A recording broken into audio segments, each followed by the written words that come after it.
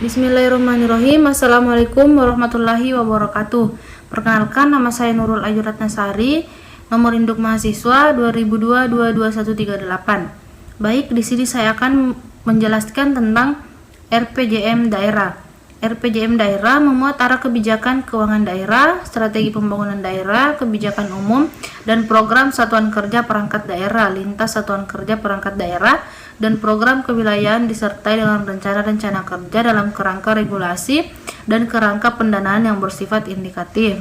RPJM daerah dijabarkan dalam rencana kerja pemerintah daerah dan mengacu pada rencana kerja pemerintah, memuat rancangan kerangka ekonomi daerah, prioritas pembangunan daerah, rencana kerja dan pendanaannya, baik yang dilaksanakan langsung oleh pemerintah maupun yang ditempuh dengan mendorong partisipasi masyarakat. RPJM daerah dilengkapi dengan matriks indikasi program yang merinci tujuan beserta indikator dan targetnya, sasaran beserta indikator dan targetnya, kebijakan dan program untuk masing-masing misi.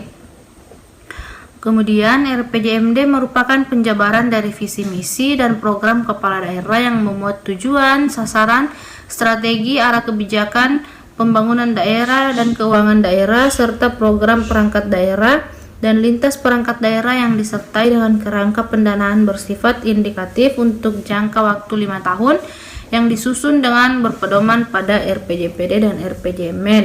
Kemudian penyusunan RPJMD harus dapat memastikan bahwa prinsip pembangunan berkelanjutan telah diintegrasikan ke dalam visi misi, tujuan, sasaran, strategi, serta arah kebijakan dan program pembangunan daerah, dengan memperhatikan analisis gambaran aspek-aspek yang mempengaruhi pembangunan, baik dari aspek geografi, demografi, kesejahteraan masyarakat, pelayanan umum, aspek daya saing, dan lain-lainnya. Hal ini dimaksudkan agar perencanaan jangka menengah ke depan dapat menjawab permasalahan tantangan global terkait tujuan pembangunan berkelanjutan yang hendak dicapai. Berkelanjutan yang dimaksud adalah pembangunan yang mewujudkan keutuhan lingkungan hidup serta keselamatan, kemampuan, kesejahteraan, dan mutu hidup generasi masa kini dan generasi masa depan dengan memperhatikan potensi dampak pembangunan dalam mengoptimalkan sumber daya alam dan sumber daya manusia. Kemudian pengendalian dan evaluasi RPJMD. Yang pertama, pemerintah daerah melakukan pengendalian dan evaluasi terhadap pelaksanaan RPJMD. Yang kedua, pengendalian dan evaluasi pelaksanaan RPJMD dilaksanakan dengan peraturan perundang-undangan.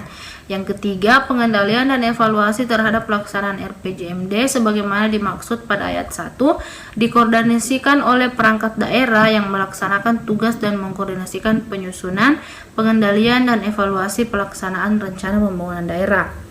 Kemudian, RPJPD, RPJMD, dan RKPD disusun dengan tahapan. Yang pertama itu persiapan penyusunan, yang kedua penyusunan rancangan awal, yang ketiga penyusunan rancangan, yang keempat pelaksanaan musrembang, yang kelima perumusan rancangan akhir, dan yang terakhir penetapan. Kemudian sistematika penulisan hasil perumusan ranwal RPJMD paling sedikit memuat pendahuluan, gambaran umum, kondisi daerah, gambaran keuangan daerah, permasalahan dan isu strategis daerah, visi misi, tujuan dan sasaran, strategi arah kebijakan dan program pembangunan daerah, kerangka pendanaan pembangunan dan program dan kinerja penyelenggaraan pemerintahan daerah dan penutup. Kemudian substansi RPJMD. Yang pertama, RPJMD menekankan tentang pentingnya menerjemahkan secara arif visi misi dan agenda kepala daerah terpilih. Yang kedua, ke dalam tujuan, sasaran, strategi, dan kebijakan pembangunan. Yang ketiga, yang merespon kebutuhan dan aspirasi masyarakat, serta kesepakatan tentang tolak ukur kinerja untuk mengukur keberhasilan atau ketidakberhasilan pembangunan daerah selama 5 tahun ke depan. Selanjutnya, tahap penyusunan rancangan akhir RPJMD daerah atau Renstra SKPD. Yang pertama, penyusunan rancangan akhir dokumen RPJM daerah. Yang kedua, penyusunan naskah akademis Ranperda RPJMD. Yang ketiga, penyusunan rancangan akhir dokumen Renstra SKPD.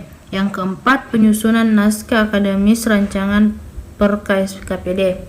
Berdasarkan Permendagri nomor 86 tahun 2017 tentang tata cara perencanaan, pengendalian dan evaluasi pembangunan daerah, tata cara evaluasi Ranperda tentang RPJPD serta tata cara perubahan RPJPD, RPJMD, dan RKPD disebutkan bahwa penyusunan dokumen RPJMD diawali dengan penyusunan rancangan awal yang dimulai sejak kepala daerah dan wakil kepala daerah dilantik dan merupakan penyempurnaan rancangan teknokratik RPJMD dengan berpedoman pada visi misi dan program kepala daerah dan wakil kepala daerah terpilih.